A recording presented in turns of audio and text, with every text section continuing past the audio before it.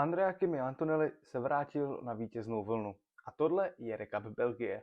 Andrea Kimi Antonelli vyhrál 6. závod ve své závodní kariéře a opět si výrazně polepšil ve vedení šampionátu. Mladého Itala na stupních vítězů doplnil Charles Leclerc po dalším výborném výkonu a také nenápadný Max Verstappen. Antonelli mu hrála do karety ještě jedna událost, a to konkrétně vzájemná kolize mezi Georgem Russellem a Lewisem Hamiltonem. Zatímco sedminásobný šampion dokončil závod na 4. místě, tak Russell odpadl hned v prvním kole a jeho naděje na nějaký velmi pěkný výsledek se rozplynul úplně stejně jako oblaka, která slibovala déšť.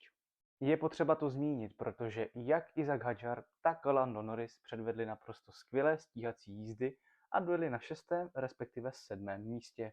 Tak schválně, otázka na vás. Víte, kdo dojel na 8. příčce? Ano, naprosto neviditelný Gabi Bortoleto, a to druhý víkend v řadě.